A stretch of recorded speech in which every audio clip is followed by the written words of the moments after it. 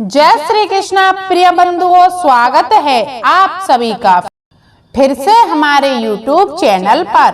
प्रिय बंधुओं, आज की कहानी बहुत ही ज्ञानवर्धक और महत्वपूर्ण होने वाली है। इस कहानी में हम जानेंगे कि एक राजा ने अपनी ही पुत्री से विवाह क्यों किया और कैसे किया। तो चलिए प्रिय बंधुओं, जानते हैं इस कहानी के माध्यम से। कहानी शुरू करने से पहले मेरा आपसे एक निवेदन है कि आप हमारे चैनल पर हमारी वीडियो समाप्ति होने तक बने रहें, और यदि आप हमारे चैनल पर नए मेहमान बंधु दर्शक बनकर के आए हैं तो मेरा चैनल सब्सक्राइब जरूर कर लें।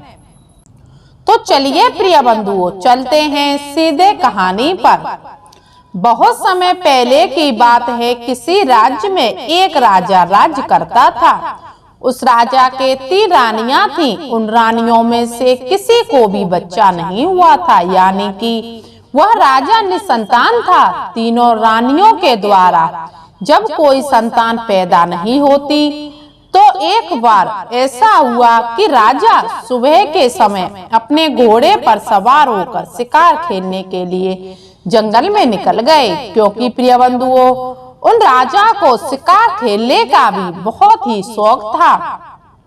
तभी उन्होंने जंगल में देखा कि एक बूढ़ी माँ मूंछ में गांठें लगा रही है। यह सब देखकर राजा उसके पास गए और कहते हैं कि हे बूढ़ी माँ, आप कौन हैं? प्रिय बंधुओं, वह बूढ़ी औरत और कोई नहीं बल्कि बेमाता थी, लेकिन राजा यह सब नहीं जानते थे। जब राजा ने बूढ़ी माँ से यह प्रश्न किया और कहा कि आप मूंछ में गांठें क्यों लगा रही हो, तब वह कहने लगी कि बेटा, तुम्हें नहीं पता, मैं यह जोड़ी बना रही हूँ और जोड़ी को बिगाड़ रही हूँ। राजा ने पूछा, माता, मैं कुछ समझा नहीं, आप जोड़ी को कैसे बना रही हो और कैसे बिगाड़ रही हो? तभी बेमाता कहती हैं कि बेटा, मेरा तो यही काम है, जोड़ी को बनाना और जोड़ी को बिगाड़ना। मैं इंसानों की जोड़ी को बनाती हूँ और इंसानों के विवाह की जोड़ी बनाकर उसकी जोड़ी बिगाड़ भी देती हूँ। सिर्फ यही मेरा काम है। यह सब सुनकर वह राजा हंसने लगा और सोचने लगा कि यह कैसी पागल बुढ़िया है। वह राजा घमंड में था और वह घमंड से कहने लगा कि चलिए, अच्छी बात है, तो अब आप यह बता दो कि मेरी जोड़ी किसके साथ है, हमारा विवाह किसके साथ होगा? प्रिय बंधुओं, जब बेमाता ने यह बात सुनी तो वह कहने लगी कि हे राजा, तेरे तो पहले ही 3 रानियां हैं और तू मेरा मजाक बना रहा है। इसका मतलब है तू मेरी हंसी बना रहा है। इतने क्रोध में आने के बाद बेमाता के मुंह से निकल गया कि जा राजन, जिस मुंह से तू मेरी हंसी बना रहा है, इसलिए मैं तुझसे कहती हूँ कि तेरा विवाह तेरी सगी बेटी के साथ होगा, और मैंने आज यह लिख दिया है। प्रिय बंधुओं, जब राजा ने बेमाता के इन शब्दों को सुना तो वह समझ गया कि यह कोई साधारण बुढ़िया नहीं है, यह हमें देवी लगती है। उसके बाद राजा ने बेमाता के सामने अपना सर झुका लिया और क्षमा याचना करने लगा और कहने लगा कि माँ, हमें माफ कर दो, मैं आपको पहचान नहीं सका, हमसे भूल बन गई। और माँ, आपने यह क्रोध में आकर क्या कह दिया कि मेरी सगी बेटी के साथ मेरा विवाह होगा? तभी वह बेमाता कहने लगी कि हाँ, जो मैंने कह दिया अब वह होकर रहेगा, अब जाइए राजा। लेकिन राजा ने फिर से क्षमा याचना की और उनसे प्रार्थना की कि मुझे माफ कर दीजिए, हमसे भूल हो गई। तभी बेमाता ने कहा कि राजा, इस कलंक से बचने के लिए तुम खुद ही कुछ उपाय निकालो, तुम जानो, इसमें मैं कुछ नहीं कर सकती।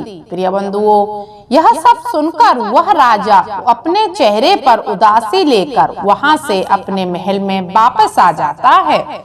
इधर जब राजा को उदास चेहरे में उसकी प्रिय रानी ने देखा तो वह आकर पूछने लगी कि आप उदास कैसे हो? आप मुझे बताइए किस बात से आप ज्यादा परेशान हो? प्रिय बंधुओं, अपनी रानी के यह शब्द सुनकर तब राजा ने वह जंगल वाली सारी बात अपनी रानी को बताई। तभी रानी कहने लगी, आप परेशान क्यों हो रहे हो? अभी तक तो हमारे घर में कोई संतान हुई नहीं है। देखो कितने दिन शादी को हो गए हैं, मुझे तो लगता है कि हमारे कोई संतान होगी ही नहीं। आप इतने परेशान बेकार में हो रहे हैं। चलिए हम मानते हैं अगर आगे कोई संतान होगी तो मैं लड़की को जन्म ही नहीं दूंगी। देखें आपकी शादी उसके साथ कैसे हो जाएगी, आपको कलंक कैसे लगेगा। प्रिय बंधुओं, इस तरीके से उस रानी ने अपने राजा को धैर्य धारण करवाया और उसे समझाया। अपनी रानी के ऐसे वचन सुनकर वह राजा शांत हो जाता है और धीरे धीरे समय निकलने लगा। जब धीरे धीरे समय निकलता चला गया और कुछ समय बाद उस रानी के गर्भ ठहर गया। इधर प्रिय बंधुओं, उस रानी ने कभी यह सोचा ही नहीं था हमारे गर्भ से लड़की ही पैदा होगी। वह सोचती थी कि मेरे गर्भ से लड़का ही पैदा होगा। धीरे धीरे ऐसे ही समय निकलता चला गया। पूरा समय होने के बाद रानी ने एक सुंदर कन्या को जन्म दिया और जब कन्या का जन्म हुआ तो उसे देखकर रानी बहुत ही दुखी होने लगी और सोचने लगी, यह क्या हुआ? कहीं ऐसा ना हो कि हमारे महाराज के लिए कलंक ही लग जाए, उस गुड़िया की कही हुई बात कहीं सत्य ना हो जाए। प्रिय बंधुओं, यह सब सोचकर वह रानी डर चुकी थी। कुछ समय सोचने के बाद उस रानी ने अपनी दासी से कहा कि ऐसा करो, इस कन्या को हमसे दूर कहीं फेंक आओ जाकर, कि अगर हम इसे यहाँ रखेंगे तो हमारे राजा को कलंक ना लग जाए। इसलिए तुम इसे कहीं जंगल में जाकर गड्ढा कर गड़ा आना। प्रिय बंधुओं, रानी की आज्ञा पाकर वह दासी चल देती है। जब वह जंगल की तरफ जा रही थी तो उसने सोचा कि अगर जंगल की तरफ जाऊंगी तो लोग सोचेंगे कि यह जंगल में क्या करने जा रही है, कहीं मुझ पर कोई मुसीबत न आ जाए। इस डर से वह वहीं पर उसी नगर से दूर थोड़ी दूर कूड़ा करकट का ढेर लगा हुआ था और उसने उस कूड़े करकट में गड्ढा करके उस लड़की को वहीं गड़ा दिया और फिर वह रानी के पास वापस महल में आ गई। इधर उस रानी ने राजा को कुछ नहीं बताया और वह निश्चिंत होकर उस महल में रहने लगी। इधर क्या होता है कि जो घूरे का मालिक था उसने अपना घूरा एक किसान को बेच दिया। फिर किसान ने एक कुम्हार और कुम्हारिन को बुलवाया और उनसे कहा, जो हमने कल घूरा लिया है उसे ले जाकर हमारे खेत में डाल दो। वैसा ही हुआ।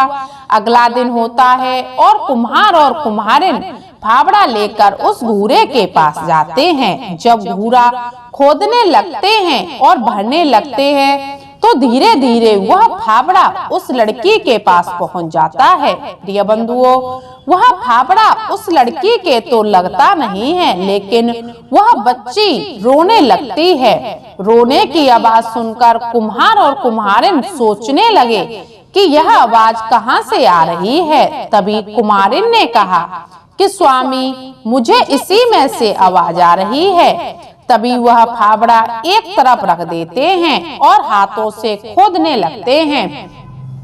तभी क्या देखते हैं कि उसमें से एक सुंदर कन्या निकलती है। उस कन्या को उठाकर वह कुम्हारिन अपने गोद में ले लेती है और अपने सीने से लगा लेती है। फिर वह कहती है कि धन्य है प्रभु तेरी लीला, क्योंकि हमारे बहुत सालों से कोई बच्चा नहीं था। मैं इस बच्ची को बहुत ही लाड प्यार से पालूंगी, इसे मैं किसी बात की कमी महसूस नहीं होने दूंगी। प्रिय बंधुओं, ऐसा ही हुआ। वह कुम्हारिन उस बच्ची को लेकर अपने घर पर चली जाती है और वह बच्ची दिखने में इतनी सुंदर थी कि लगता था कि वह देवी के समान हो। धीरे धीरे ऐसे ही वक्त निकलने लगा और वह लड़की नौजवान हो गई।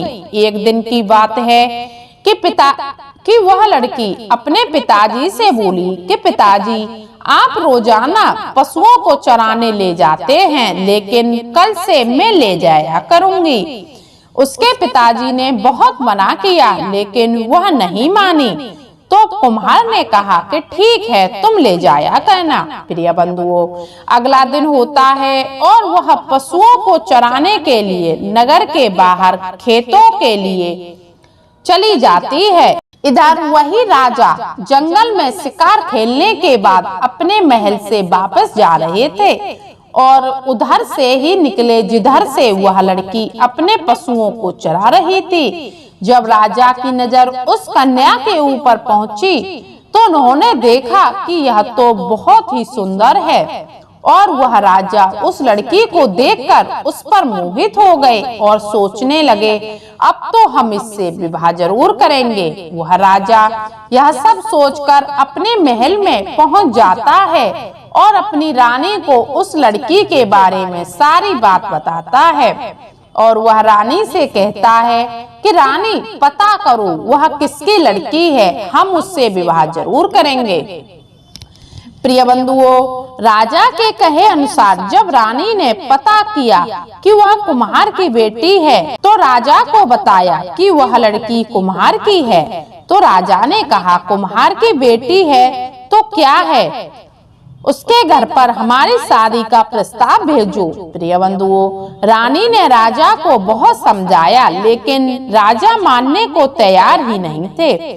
तभी रानी ने नाई और पंडित को उस कुमार के घर शादी का प्रस्ताव लेकर भेजा। जब नाई और पंडित ने उस कुमार के घर जाकर राजा की कही हुई बात रखी तो वह कुमार कहने लगा कि भाई, हम तो छोटे मोटे कुम्हार हैं और हमारे बेटी के साथ राजा विवाह कैसे कर सकते हैं, हमारा तुम क्यों मजाक बनाने आए हो।